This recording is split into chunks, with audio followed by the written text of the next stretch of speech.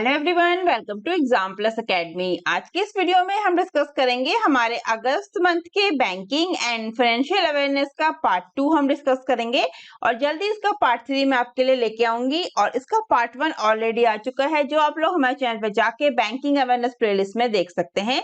और ये वीडियो आपको बायलैंग्वेज मिलेगी, हिंदी इंग्लिश दोनों में ही। इसमें आपको क्वेश्चन ऑप्शंस एंड कंटेंट जो है वो दोनों ही लैंग्वेज में मिलेगा।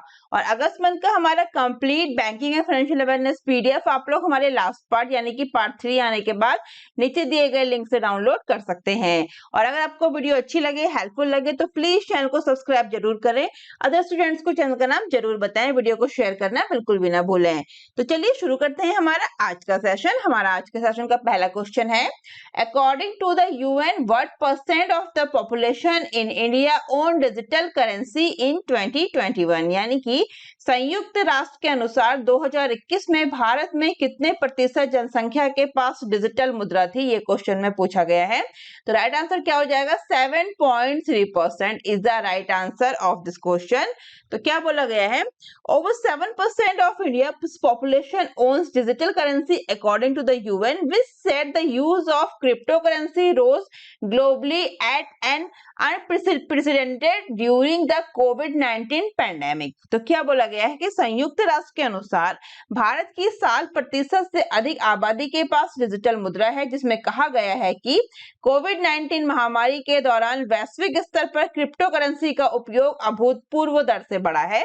नेक्स्ट इसका पॉइंट है, Ukraine top the list with 12.7%, followed by Russia 11.9%, Venezuela 10.3%, Singapore 9.4%, Kenya 8.5% and the US 8.3%। तो सभी के परसेंट के साथ दिया गया है। और टॉप पे कौन सा है, टॉप पे है यूक्रेन, और यूक्रेन में कितना है, 12.7%। इसी के रिगार्डिंग अदर इंपॉर्टेंट पॉइंट आपको दिया गया है। और मैं आपको हर वीडियो में बोलती हूँ कि जो मैं आपको इंपॉर्टेंट पॉइंट्स कंटेंट में प्रोवाइड कराती हूँ ये दोनों ही लैंग्वेज में होता है, हिंदी और इंग्लिश दोनों में। जिसको जो सुटेबल है वो उस लैंग्वेज में कंटेंट को जरूर पढ़िए, लाइन बाय लाइन जरूर पढ़िए, क्योंकि कंटेंट से क्वेश्चन पूछे गए थे लास्ट ईयर बैंक एग्जाम्स में और इस बार भी पूछे जा सकते हैं। इसलिए कंटेंट को आपने जरूर पढ़ना है, लाइन बाय लाइन वीडियो को पॉज करके या फिर पीडीएफ डाउनलोड करके कंटेंट को जरूर पढ़िए। चलेंगे हम हमारे नेक्स्ट क्वेश्चन पे। हमारा नेक्स्ट क्वेश्चन है, according to the survey by Ipsos India, which are 3 most trusted institutions in the country। तो क्या पूछा गया है कि Ipsos इंडिया के एक सर्वेक्षण के अनुसार देश के 3 सबसे भरोसेमंद संस्थान कौन से हैं, ये क्वेश्चन में पूछा गया है। तो टॉप 3 पूछा गया है कि 3, तो 3 कौन से हैं, तो डिफेंस फोर्सेस, आरबीआई, पीएमओ, ये सभी हैं। तो राइट आंसर का हो जाएगा all of the above is the right answer. तो याद रखिएगा क्वेश्चन में क्या पूछा गया है, क्वेश्चन में पूछा गया है कि which are 3 most trusted institutions in the country according to इप्सोसिस। तो ये है defence forces, RBI and PMO. Defence forces, RBI and prime minister of India are the 3 most trusted institution in the country according to a survey by Ipsos India. The Supreme Court of India came fourth and it was followed by the CBI, Central Bureau of Investigations। तो क्या बोला गया है इसमें कि इप्सोसिस India के एक सर्वेक्षण के अनुसार रक्षा बल, आरबीआई और भारत के प्रधानमंत्री देश के 3 सबसे भरोसेमंद संस्थान हैं। और भारत का सर्वोच्च न्यायालय चौथे स्थान पर आया और उसके बाद सीबीआई का स्थान रहा है। तो अगर टॉप 3 पूछा जाए तो वो यही है, डिफेंस फोर्सेस है और आरबीआई एंड पीएमओ, और उसके बाद कौन सा है, सुप्रीम कोर्ट, और उसके बाद है सीबीआई। ये आपको सीक्वेंस में मैं आपको बता रही हूँ लिस्ट की कि इप्सोसिस के जो अकॉर्डिंग जो सर्वे हुआ है उसके according the most trusted institutions कौन कौन से हैं, वो है defence forces, RBI, PMO, supreme court and CBI. तो इसी के रिगार्डिंग मैंने आपको इंपॉर्टेंट कंटेंट दिया है। इसमें क्या बोला गया है कि defence forces with at least 2 and 3, 65% of respondents reposing faith in them was ranked first, followed by RBI with 1 in 2. Prime Minister of India office as an institution was at the 3rd spot with 49% citizens having trust in it, the survey said। यानी कि 3 में से कम 2 के साथ रक्षा बल पहले स्थान पर थे। उसके बाद 2 में से 1 के साथ भारतीय रिजर्व बैंक, और सर्वेक्षण में कहा गया है कि भारत के प्रधानमंत्री कार्यालय एक संस्थान के रूप में तीसरे स्थान पर है, जिसमें 49% नागरिकों का भरोसा है। नेक्स्ट पे चलेंगे, हमारा नेक्स्ट क्वेश्चन है, Which of the following bank has announced the launch of new campaign title vigil aunty? तो क्या पूछा गया है कि निम्नलिखित में से किस बैंक ने विजिल आंटी नाम का एक नया अभियान शुरू करने की घोषणा की है? तो किस बैंक ने की है ये की है HDFC बैंक ने। इसका राइट आंसर हो जाएगा HDFC bank is the right answer of this question. HDFC Bank announced the launch of a new campaign titled Vigilante. It aims to encourage people across the country to practice safe banking habits. तो यानी कि HDFC bank ने vigilante नाम से एक नया अभियान शुरू करने की घोषणा की है। इसका उद्देश्य देश भर के लोगों को सुरक्षित बैंकिंग आदतों का अभ्यास करने के लिए प्रोत्साहित करना है। तो किसने लॉन्च किया है ये किया है HDFC बैंक ने, और इस कैंपेन का नाम है विजिल आंटी। तो इसका एम क्या है? तो इसका एम है encourage people across the country to practice safe banking habits. Next पे चलेंगे, हमारा नेक्स्ट क्वेश्चन है, how much India has contributed to voluntary trust funds of for protection of human rights? तो मानव अधिकारों की सुरक्षा के लिए भारत ने स्वैच्छिक ट्रस्ट फंड में कितना योगदान दिया है, ये पूछा गया है। तो वो दिया है 3 करोड़ रुपए का। राइट आंसर इसमें क्या हो जाएगा? ₹3 crore is the right answer of this question. India has donated $4 lakh more than ₹3 crore to as many as 7 voluntary trust funds, according to information released by the Permanent Mission of India to the United Nations in Geneva। तो क्या बोला गया है कि Geneva में संयुक्त राष्ट्र को भारत के स्थायी मिशन द्वारा जानकारी के अनुसार भारत ने स्वैच्छिक ट्रस्ट फंडों को $4 लाख का दान दिया है, यानी कि जो 3 करोड़ रुपए से अधिक है, $4 lakh. It went on to state that the donation to voluntary trust fund was made to show India's commitment to the global advancement and protection of human rights, as well as its support for the UN Human Rights Council। तो यह कहा गया है कि स्वैच्छिक trust fund को दान वैश्विक प्रगति और मानवाधिकारों की सुरक्षा के साथ साथ संयुक्त राष्ट्र मानवाधिकार परिषद के समर्थन के लिए भारत की प्रतिबद्धता को दिखाने के लिए किया गया था। इसी के रिगार्डिंग मैंने आपको इंपॉर्टेंट पॉइंट दिया है, आप देख सकते हैं। हम चलेंगे हमारे नेक्स्ट क्वेश्चन पे। हमारा नेक्स्ट क्वेश्चन है, which bank has launched its first branch dedicated to startups Koramangala Bengaluru? तो किस बैंक ने कोरमंगला बेंगलुरु में स्टार्टअप को समर्पित अपनी पहली शाखा शुरू की है? तो वो की है स्टेट बैंक ऑफ इंडिया ने। राइट आंसर इसका क्या हो जाएगा? State bank of India. The country's largest lender, State Bank of India, has launched its first branch dedicated to startups in Koramangala Bengaluru. तो देश के सबसे बड़े ऋणदाता भारतीय स्टेट बैंक ने कोरमंगला बेंगलुरु में स्टार्टअप को समर्पित अपनी पहली शाखा शुरू की है। SBI चेयरमैन दिनेश कुमार खारा launched a branch in Koramangala near HSR layout and Indiranagar which are the biggest startup hubs in the city। तो क्या बोला गया है कि SBI के अध्यक्ष दिनेश कुमार खारा ने HSR लेआउट और इंदिरानगर के पास कोरमंगला में शाखा शुरू की, जो शहर के सबसे बड़े स्टार्टअप हब हैं। ये इंपॉर्टेंट पॉइंट्स है इस क्वेश्चन के रिगार्डिंग, और ये पॉइंट पे आप देख सकते हैं वीडियो को पॉज करके या फिर PDF डाउनलोड करके। हम चलेंगे हमारे नेक्स्ट क्वेश्चन पे। हमारा नेक्स्ट क्वेश्चन है, Recently, RBI canceled the license of Rupee Cooperative Bank Limited. Where is the headquarter of the bank located? तो हाल ही में RBI ने रुपया सहकारी बैंक लिमिटेड का लाइसेंस रद्द कर दिया है। बैंक का मुख्यालय कहाँ स्थित है, ये क्वेश्चन में पूछा गया है। तो रूपी कोऑपरेटिव बैंक, यहाँ पे हो जाएगा रूपी, हिंदी में ये से क्या बोलेंगे?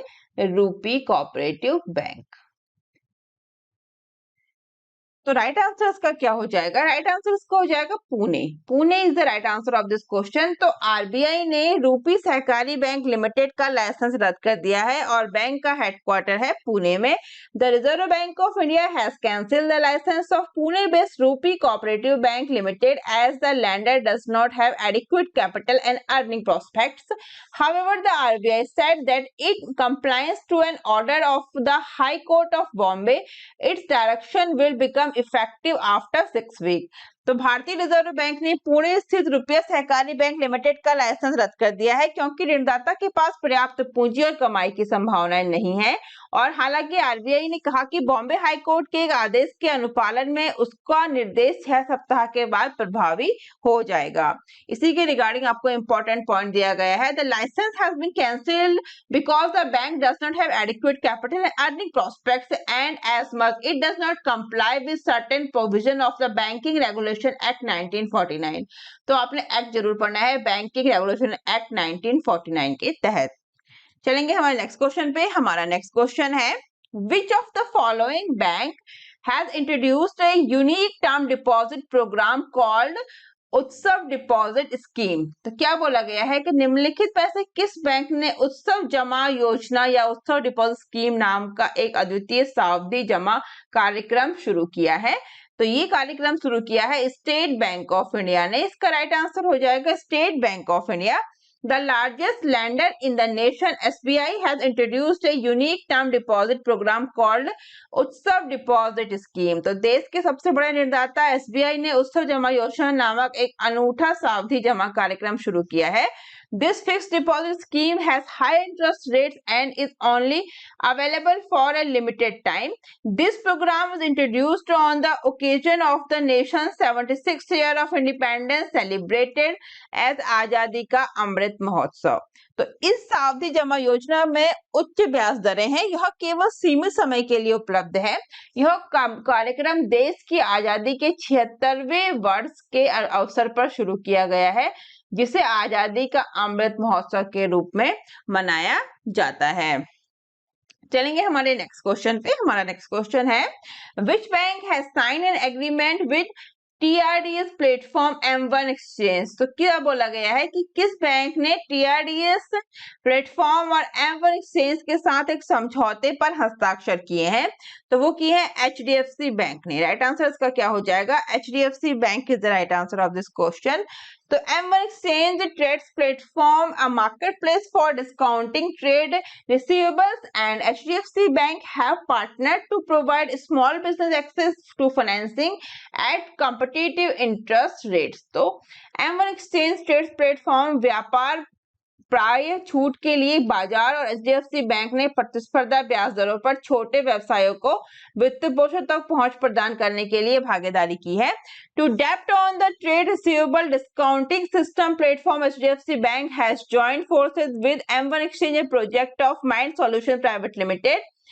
This action is anticipated to provide corporate buyers and MSME with high liquidity at competitive interest rate।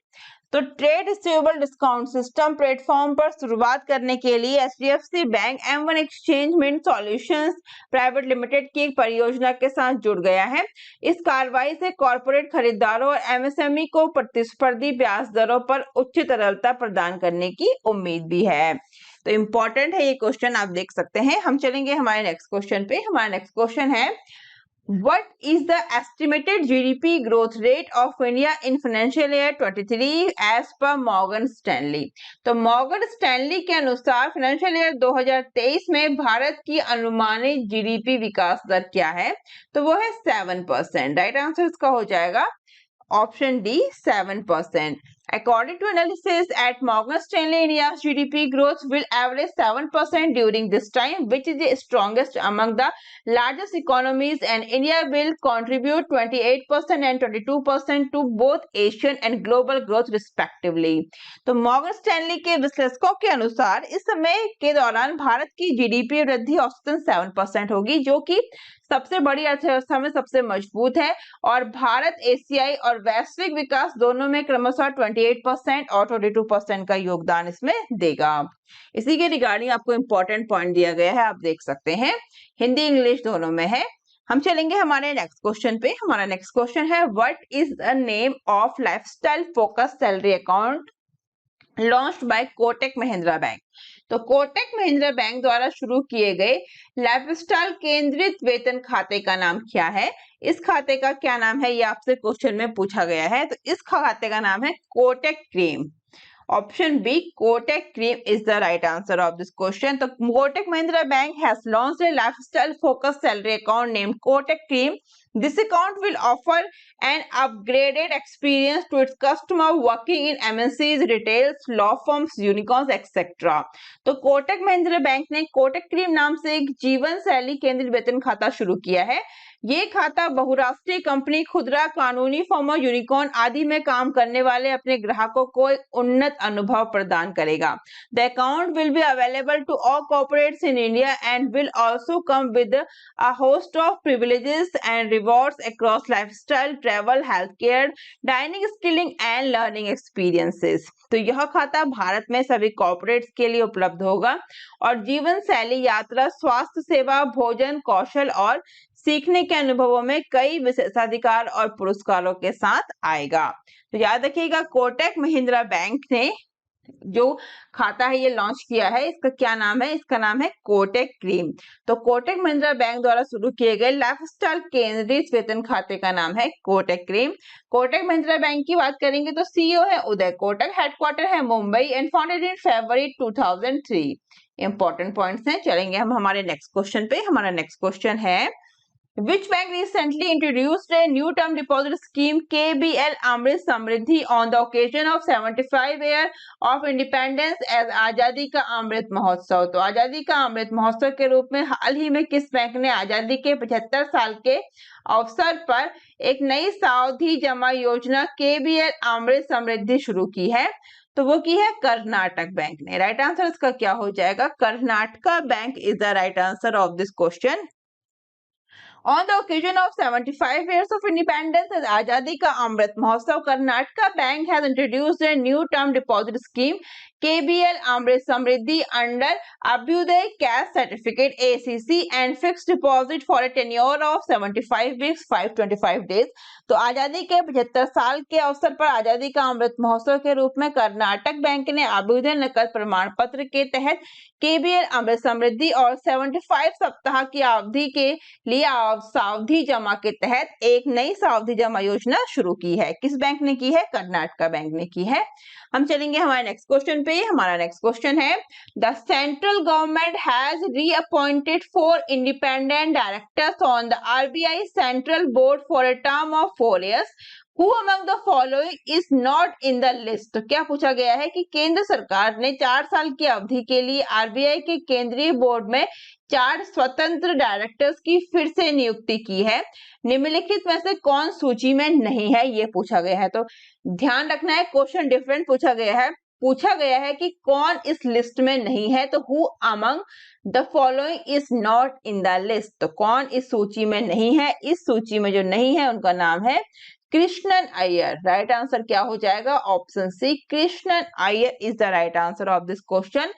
तो सतीश काशीनाथ मराठे, Swaminathan Gurumurthy, Rewati Iyer and Sachin Chaturvedi have all been re-nominated by the national government to serve as part-time non-official directors on the RBI Central Board or Central Board of the Reserve Bank of India।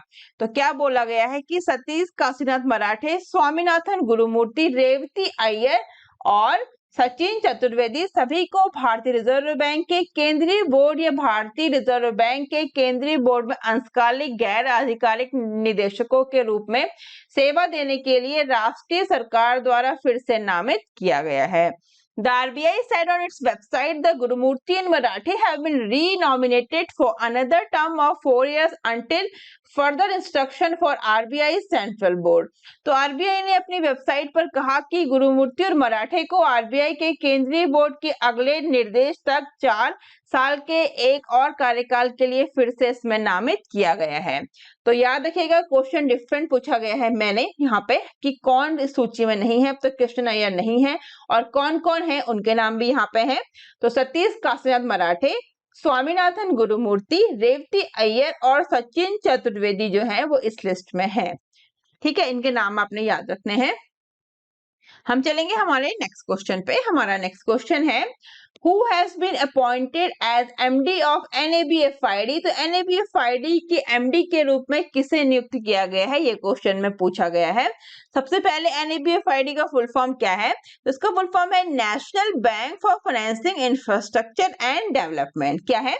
National bank for financing infrastructure and development is the full form of NABFID। तो इसका right answer क्या हो जाएगा? किसको इसका MD नियुक्त किया गया है? वो किया गया है राजकिरण राय जी।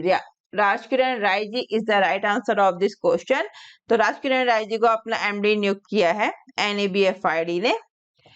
The center and the board of the National Bank for Financing Infrastructure and Development has appointed Rajkiran Rai ji as its MD for next 5 years. तो NABFID ने के बोर्ड ने अगले 5 वर्षों के लिए राजकिरण राय जी को अपना MD नियुक्त किया है।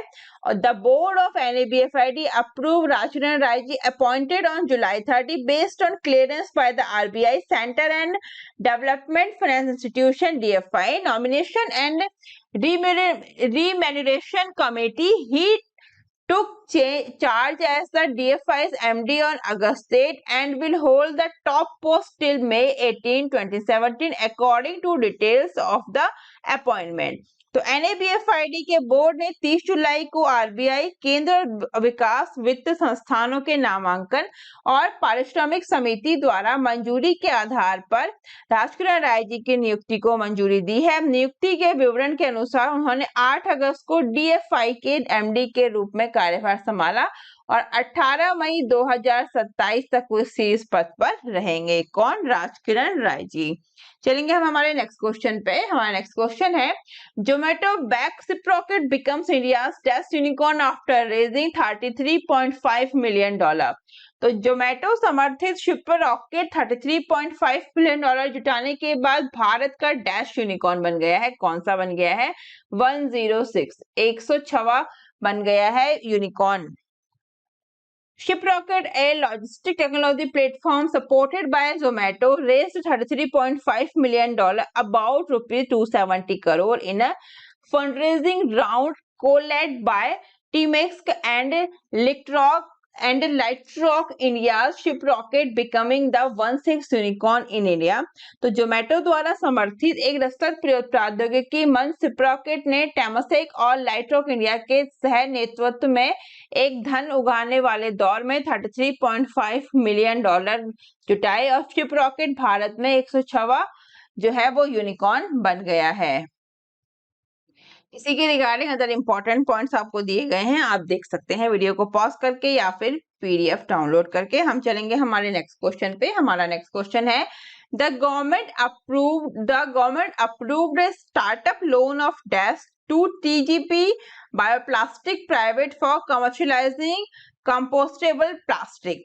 तो सरकार ने कंपोस्टेबल प्लास्टिक व्यवसायीकरण के लिए TGP बायोप्लास्टिक प्राइवेट को डैश के स्टार्टअप ऋण को मंजूरी दी है। तो राइट आंसर इसका हो जाएगा ₹1.15 करोड़। कितना हो जाएगा? ₹1.15 crore. The government approved startup loan of ₹1.15 crore to a bioplastic firm for commercialising compostable plastic and mitigating the uses of single use plastics। तो सरकार ने कंपोस्टेबल प्लास्टिक के व्यवसायीकरण और सिंगल यूज प्लास्टिक के उपयोग को कम करने के लिए एक बायोप्लास्टिक फर्म को 1.15 करोड़ रुपए के स्टार्टअप ऋण को मंजूरी दी है। नेक्स्ट क्वेश्चन है हमारा From which year India will start supplying petrol with 20% ethanol at select petrol pumps? तो भारत किस वर्ष से चुनिंदा पेट्रोल पंपों पर 20% एथेनॉल के साथ पेट्रोल की आपूर्ति शुरू करेगा? वो 2023। राइट आंसर क्या है? 2023 2023।